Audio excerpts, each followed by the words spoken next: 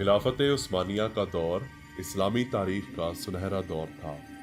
ये एक ऐसा वक्त था जब उम्मत मुस्लिमा कभी बाज़ंतीनियों तो कभी मंगोलों के हाथों तबाह हो रही थी। ऐसे वक्त में उम्मत को नई और अज़ीमुश्शान रियासत बनाए जाने की ज़रूरत थी। 656 हिजरी पा मुताबिक 1258 ईस्वी एक तुर्क सरदार अर्तुगरुल गाजी के यहाँ एक बेटे की पैदाइश हुई जिसका नाम उस्मान रखा गया। उस्मान ने मुसलमानों की तकदीर बदल डाली और इन्हीं के हाथों सल्तनत उस्मानिया की बुनियाद रखी। रोगाटोस का खास आदमी थियोडोर काफले को किले लेकर जा रहा होता है कि उस्मान बे काफला लूटने के लिए अपने सिपाहियों के साथ घोड़ों पर सवार काफले का रास्ता रोक लेते हैं। पहले उस्मान बे के सिपाही काफलों पर तीरों की बरसात करते हैं और उसके बाद तलवारों के साथ हमला कर देते हैं और रोगाटोस के सब सिपाहियों को मार गिराते हैं।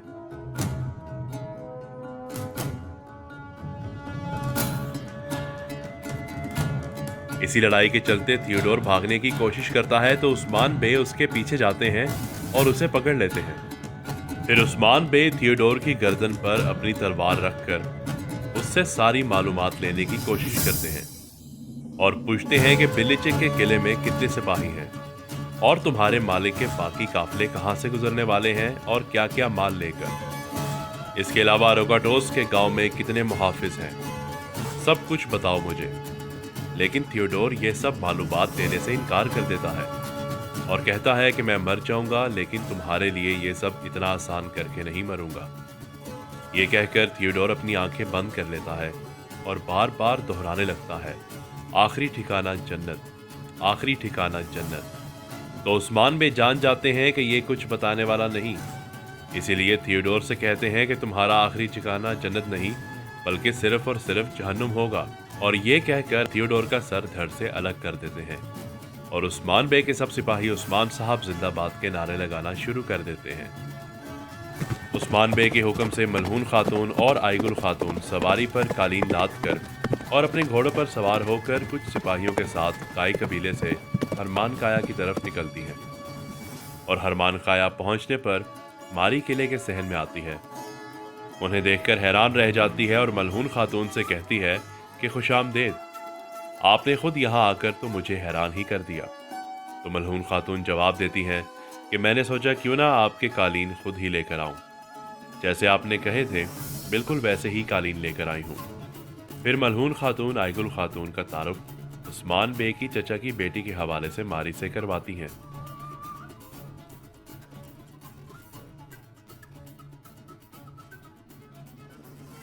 उसके बाद मारी उन दोनों को किले के अंदर ले जाती है। फिर खाने की मेज पर तीनों खवातीन बैठकर बातें कर रही होती हैं और मारी की खात्मा कॉर्नेलिया उसके साथ खड़ी होती है। तभी मलहून खातून मारी से कहती हैं कि आपने किलेदारों को बताए बगैर हमारे साथ तिजारत की, उसके लिए बहुत शुक्रिया, लेकिन हम सारे कालीन नहीं ला पाए। अब जो रह गए हैं वो कोई तिजारती काफले में रखकर भिजवाए जा सकते हैं। तो मारी कहती है कि अभी तो कोई भी तिजारती काफला नहीं आ रहा, लेकिन तभी कॉर्नेलिया बोल पड़ती है, शाम से बहुत बड़ा काफला आ रहा है जो किलेदारों का सामान लेकर आएगा। वो पहुंचने वाला है ना। तो मारी उसे इशारे से जाने को कहती है और फिर मलहून खातून से कहती है कि माफ़ी चाहती हूँ, कॉर्नेलिया को गलत फहमी हुई है, वो काफला तुर्कों की हदूद से नहीं गुजरेगा। उस्मान बे को बिलिचिक के किले के कमांडार की तरफ से दावत का पैगाम मिलता है और उस्मान बे बोरान, चरगुताई और गोप्तुक के साथ रोगाटोस के किले पहुंचते हैं। मिकाइल, कोसिस, निकोला और रोगाटोस पहले से दरबार में खाने की मेज पर बैठे उस्मान का इंतजार कर रहे होते हैं। उस्मान बोरान के साथ दरबार में दाखिल होते हैं और चरगुताई और गोप्तुक दरवाजे के बाहर ही खड़े हो जाते हैं। रोगाटोस उस्मान बे से कहता है कि दावत की कबूलियत के लिए मैं आपका एहसानमंद हूं। तो उस्मान बे जवाब देते हैं कि आपने बुलाया और हम आ गए और अपनी रवायत के मुताबिक आपके लिए एक तोहफा भी लाए हैं। उस्मान बे के ये कहने पर हाथ में पकड़ी हुई स्याह रंग की पोटली रोगाटोस के सामने रख देता है। रोगाटोस चिल्लाकर कहता है, थियोडोर, थियोडोर, लानत हो, ये आपने क्या किया उस्मान बे? उस्मान बे कहते हैं, तुम सब ने मिलकर तुर्कमनों को तिजारत के जरिए तोड़ने की कोशिश की और उसका नतीजा यहाँ मेज पर पड़ा है। जो भी मेरे सामने सर उठाने की कोशिश करेगा उसका सर धड़ से अलग कर दिया जाएगा। ये कहकर उस्मान बे अपने साथियों के साथ वापस चले जाते हैं। तुर्गुत बे घोड़ों पर सवार चादर से ढांपी हुई सवारियों के साथ काई कबीले आते हैं।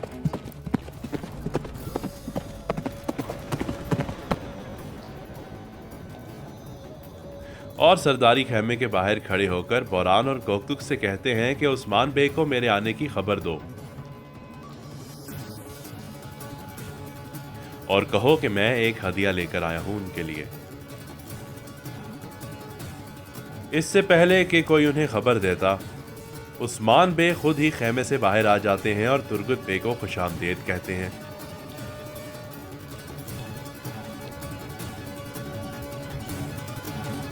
तब तुर्गुत बे सवारी पर चादर हटाते हैं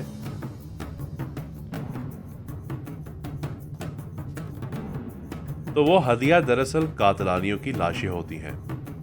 फिर तुर्गुत बे उस्मान बे से कहते हैं कि मैंने सुना था कि आपने इनको मारने के लिए अपने सिपाहियों को कहा था, लेकिन वो ये नहीं कर पाए और चूंकि हमारा भी इनकी तरफ हिसाब था तो हमने ये काम सर अंजाम दे दिया। उस्मान बे ये बात सुनने के बाद कहते हैं, क्योंकि हमारे दुश्मन एक ही हैं, इसलिए आप करें या हम, एक ही बात है। वो काफिला जो शाम से आ रहा होता है उसने एनिगोल के सरहदी गांव से गुजरना होता है, इसलिए उस्मान बे अपने सिपाहियों के साथ उस गांव में घुसकर सिपाहियों को मारना शुरू करते हैं। उस्मान बे और उनके सिपाही सामने आकर अपनी तलवारों के वार से गांव में निकोला के तैनात किए हुए तमाम मुहाफिजों को मारकर गांव को फतह कर लेते हैं। फिर उस्मान बे कहते हैं, सिपाहियों जाओ और तमाम लोगों को मैदान में जमा करो। तभी पापास ग्रेगर भी वहां आ जाते हैं और गांव के तमाम लोग पापास ग्रेगर की बातों की वजह से पहले ही उस्मान बे से खूब मुतासिर हो चुके होते हैं, लेकिन उनकी तकरीर करने और टैक्स माफ करने और बहुत सी सहूलतें देने के बाद पूरी तरह से उनके साथ हो जाते हैं। उस्मान बे, गुंदोज बे, बाला खातून, सैलजान खातून और मलहून खातून ये सब सरदारी खेमे में मौजूद होते हैं। तब उस्मान बे सबसे कहते हैं कि मैं इज़निक के गवर्नर से मिलने जा रहा हूं और जिस तिजारत को वो हमारे खिलाफ इस्तेमाल करना चाहते थे मैं उसी से उन्हें शिकस्त दूंगा। मैं उसे तिजारत की ऐसी पेशकश करूंगा जैसी किसी गवर्नर ने नहीं की होगी। अगर वो होशियार हुआ तो मेरा साथ देगा और अगर अहमक हुआ तो मेरे खिलाफ जाएगा। फिर मलहून खातून कहती हैं कि हर चीज़ हमारे लिए बेहतर होगी और जो मुआहदा हम इज़निक के गवर्नर के साथ करेंगे वो काई कबीले की साख में भी इजाफा करेगा। तो फिर बाला खातून मुस्कुराते हुए बोल पड़ती हैं कि आपको नहीं लगता कि हमारे इस कदम से गवर्नर हमसे नाराज़ हो जाएंगे? तो उस्मान बे बाला से कहते हैं कि अगर एक भेड़िए के पीछे 100 कुत्ते नहीं भौंकते तो इसका मतलब है वो भेड़िया नहीं है। फिर उस्मान बे गुंदोज बे से कहते हैं कि मैं इमानत अपने साथ नहीं लेकर जाऊंगा और इज़निक जाने के लिए आसान रास्ता इख्तियार नहीं करूंगा। फिर बाला खातून मलहून खातून से कहती हैं कि औरहान मेरी हिफाजत में रहेगा, आप फिक्र ना करें और उस्मान बे के साथ जाएं। अब क्या उस्मान बे इज़निक के गवर्नर से मुलाकात के लिए पहुंच पाएंगे और क्या इमानत कबीले में महफूज रहेगी? जानने के लिए देखते रहिए कुर्नुस उस्मान सीजन 3।